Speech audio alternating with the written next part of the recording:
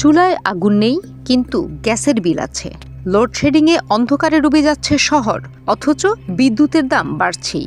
আর এই ক্ষোভ এবার শুধু ঘরের ভেতর নেই, নেমে এসেছে রাজপথে। ঢাকা বিশ্ববিদ্যালয়ের শিক্ষার্থীরা হাঁড়িপাতিল হাতে বিক্ষোভে নেমেছেন। বিরোধী দলীয় নেতারাও দিচ্ছেন বড় আন্দোলনের হুঁশিয়ারি। তাহলে কি দেশের জ্বালানি সংকট এখন রাজনৈতিক সংকটের রূপ নিতে যাচ্ছে? গ্যাসের সংকটে দিনের পর দিন বন্ধ হয়ে থাকছে রান্না। অনেক এলাকায় ঘন্টার পর ঘন্টা গ্যাস মিলছে না। ব্যবসা বাণিজ্য, শিল্প কারখানাও এর প্রভাব থেকে মুক্ত নয়। অন্যদিকে বিদ্যুৎ সংকট পরিস্থিতিকে আরও জটিল করে তুলেছে। কোথাও ঘন ঘন লোডশেডিং, কোথাও আবার বিদ্যুৎ থাকলেও বাড়তি বিলের চাপ। মধ্যবিত্তের সংসারে হিসাব যেন আর মিলছেই না।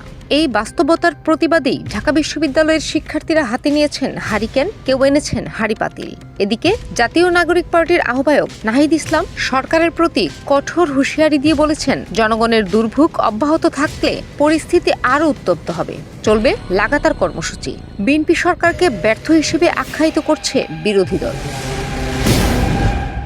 রাজনৈতিক বিশ্লেষকদের মতে, বিদ্যুৎ, গ্যাস ও নিত্য প্রয়োজনীয় সেবার সংকট দীর্ঘস্থায়ী হলে জন অসন্তোষ আরও বাড়বে। আর সেই অসন্তোষ যদি শিক্ষার্থী, সাধারণ মানুষ এবং বিভিন্ন সামাজিক গোষ্ঠীর মধ্যে ছড়িয়ে পড়ে, তাহলে তা সরকারের জন্য বড় রাজনৈতিক চ্যালেঞ্জ হয়ে উঠতে পারে। তবে বিএনপি সরকারের বক্তব্য ভিন্ন।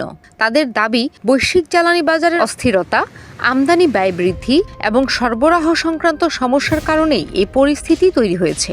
সংকট কাটাতে গ্যাস আমদানি বৃদ্ধি, নতুন গ্যাস ক্ষেত্র অনুসন্ধান এবং বিদ্যুৎ উৎপাদন বাড়ানোর উদ্যোগ নেওয়া হচ্ছে বলেও সরকার জানিয়েছে।